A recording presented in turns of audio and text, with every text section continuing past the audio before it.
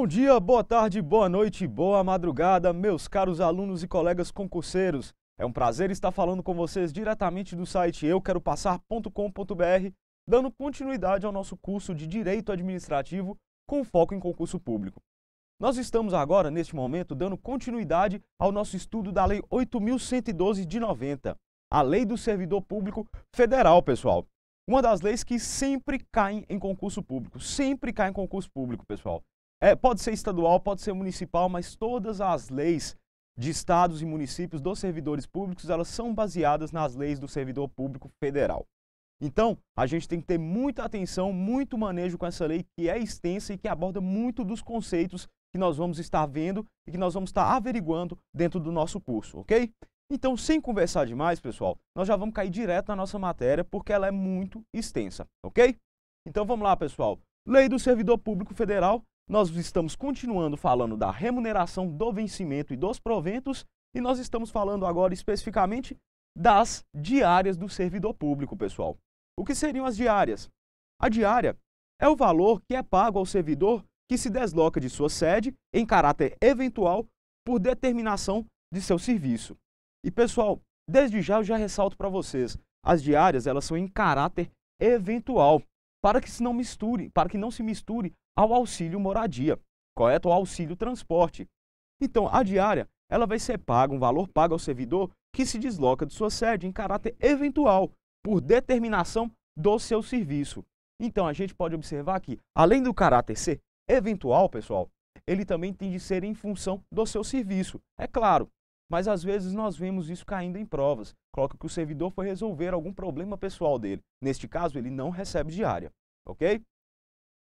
A diária tem a finalidade de cobrir suas despesas extraordinárias, com pousada, alimentação e locomoção urbana, conforme dispuser o regulamento. Observação, pessoal. Então, as diárias e a forma como essas diárias vão ser pagas e como elas vão ser auferidas pela administração pública, elas vão estar no regulamento próprio do órgão público no qual esse servidor é lotado. Ok? Será concedida por dia de afastamento, sendo devida pela metade quando o deslocamento não exigir pernoite fora da sede ou quando a União custear, por meio diverso, as despesas extraordinárias cobertas por diárias. Então, pessoal, é o seguinte, o que acontece? Eu sou um servidor público e eu estou me deslocando da minha sede em função do serviço. Eu vou visitar uma cidade próxima para poder fazer, por exemplo, um levantamento, um relatório in loco. O que acontece? Todas as minhas despesas, elas vão ser pagas. Só que essa diária, ela vai ser paga pela metade se eu não pernoitar nessa cidade. Também, a diária ela pode ser diminuída ou ela pode não ser paga quando, por exemplo, eu sou um funcionário de universidade, me desloco a uma das sedes dessa universidade no interior. Eu chegando lá, eu já tenho o local para eu poder ficar, eu já tenho a alimentação que a própria universidade dá, então aí e a locomoção dentro da própria universidade. Então, no caso, a União, por exemplo, a Universidade Federal, a União está custeando todos os gastos que eu vou ter com pousada, alimentação, locomoção urbana. São os meus gastos extraordinários. Dessa forma, o que vai acontecer, pessoal? Vai ser pago pela metade a minha diária. Como eu disse para vocês, quando a União custear por meio diverso, e esse meio diverso pode ser uma forma de locomoção, uma van da universidade vem buscar os professores e leva os professores até o outro campus. Nós temos, por exemplo, eles vão ter a própria hotelaria deles lá dentro e eles também vão ter a própria alimentação deles, todas custeadas pela universidade. Dessa forma, você ganha a diária pela metade, tá? Posteriormente, pessoal, em se tratando de casos em que o deslocamento da sede constituir exigência permanente do cargo, o servidor não fará jus a diárias. Também não fará jus a diárias o servidor que se deslocar dentro da mesma região metropolitana. Então, pessoal, por exemplo, se o meu cargo ele é um cargo externo, que a gente chama de trabalhador externo, ou seja, a exigência do meu cargo é viajar e voltar, eu não vou receber diária. Por quê? É uma exigência do cargo. O cargo em si me obriga a viajar e a pernoitar em locais diferentes. Então, a minha própria remuneração, ela em si, ela já foi considerada nela o quê? Já foi considerado nela a minha capacidade de renda para poder pagar e me custear nessas viagens do serviço, tá? E também é de suma importância a gente entender que não fará jus a diários o servidor que se deslocar dentro da mesma região metropolitana. É o caso, por exemplo, de grandes cidades como São Paulo, Belo Horizonte e grandes núcleos metropolitanos. Que, por exemplo, se eu estou em Belo Horizonte e vou me deslocar para Betim, como é um núcleo metropolitano, são cidades praticamente colocadas na mesma situação geográfica, o que vai acontecer, pessoal? Eu não vou fazer jus a essa diária. Então, lembrando, dois casos onde o profissional, o servidor público, ele não vai receber a diária, vão ser quais, pessoal?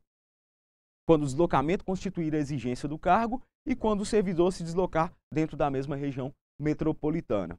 Frisem esses dois casos, pessoal, eles podem cair no concurso, ok? Então vamos lá. O servidor que receber diárias e não se afastar da sede por qualquer motivo, deve restituí-las no prazo de 5 dias. Retornando em prazo menor, restituirá as diárias recebidas em excesso também no prazo de 5 dias. Então, pessoal, se eu recebi essas diárias e eu não, por qualquer emergência, eu não pude viajar, eu tenho um prazo de 5 dias para restituí-las. E se por acaso estavam planejado eu ficar 5 dias fora, eu recebi 5 diárias, no entanto eu fiquei só 2, as outras 3 que eu recebi a mais, eu tenho de devolver. Lembrando, pessoal, que todas essas diárias e todos os pagamentos de despesas extraordinárias, eles vão ser auferidos pela administração pública. Então vai ter de ocorrer uma prestação de contas a cada uma dessas viagens, tá? O modelo como essa prestação de contas vai ocorrer vai ser definido pelo regulamento do órgão a qual o servidor público está trabalhando, ok?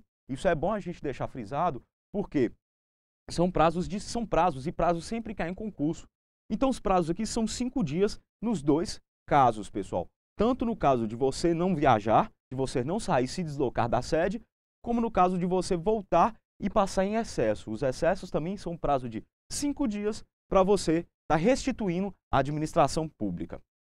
Agora nós vamos falar da indenização de transporte, pessoal.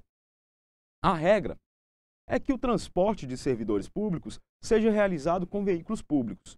Entretanto, há casos em que o servidor viaja com seu próprio veículo.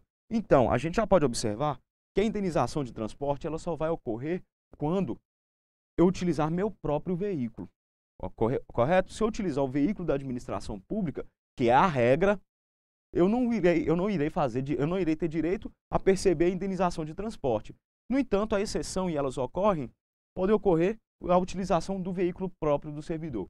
Aí ele fará jus à indenização de transporte. Trata-se de hipótese prevista em regulamento, em que o servidor, por força de atribuições próprias de seu cargo, utiliza-se de meio próprio para a sua locomoção. Desta forma, neste caso, fará jus à indenização de transporte. Vocês podem observar que, primeiro, essa questão deve estar prevista no regulamento do órgão a qual você vai estar inserido, a qual o servidor vai estar inserido. Correto? Isso é de suma importância. Passamos, então, ao auxílio moradia.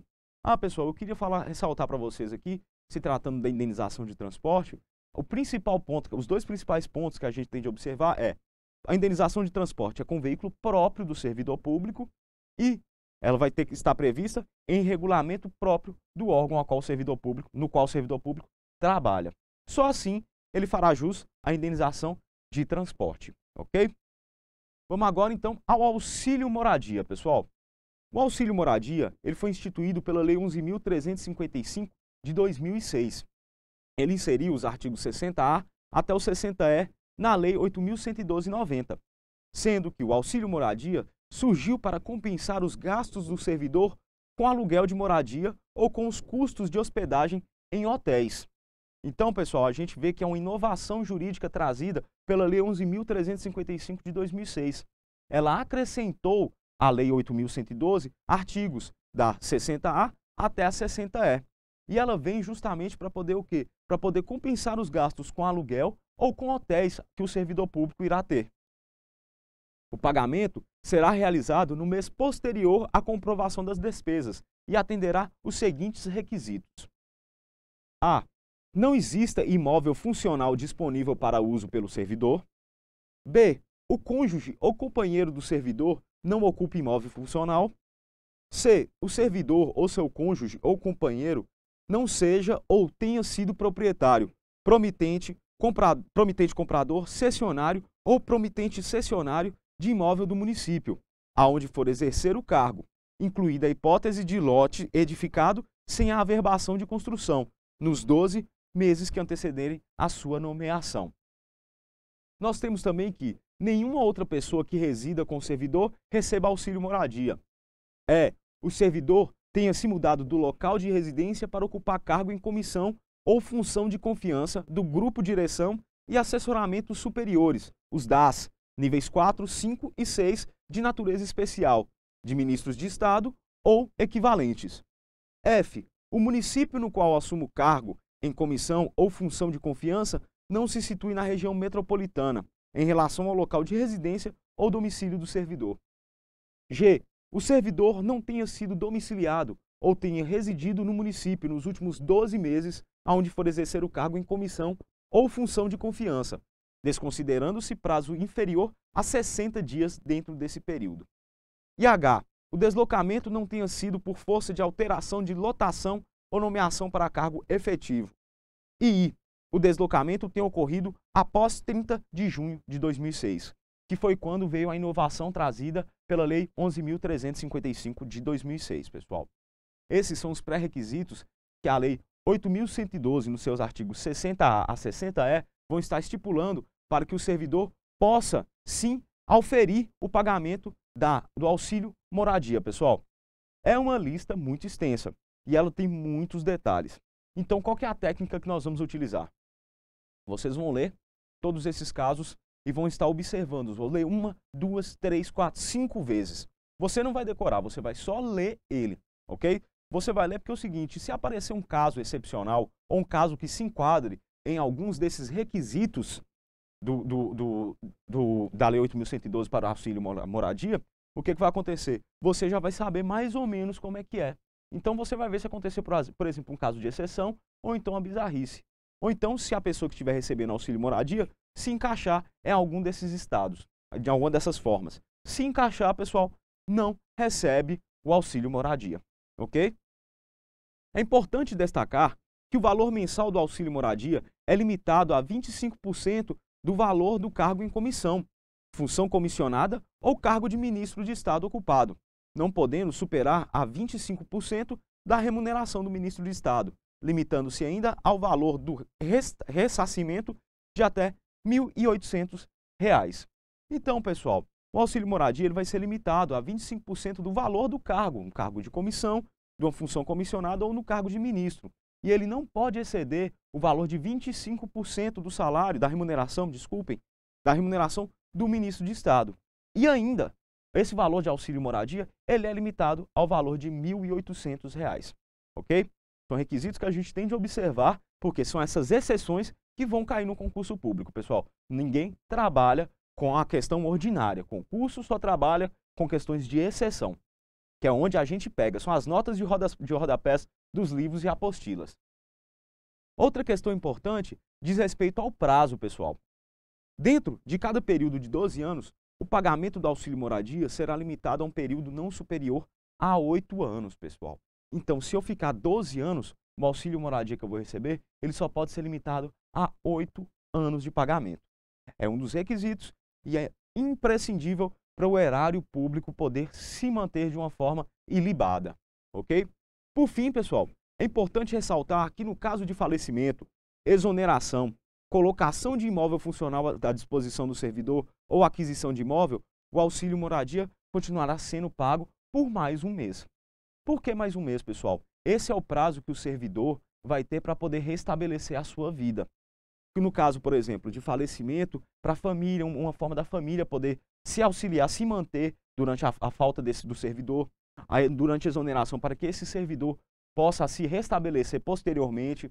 E a colocação de imóvel funcional à disposição do servidor ou aquisição de imóvel, é claro, iriam encerrar o auxílio moradia, já que o imóvel funcional ele tem essa função de servir de moradia ao servidor público, neste caso, ok?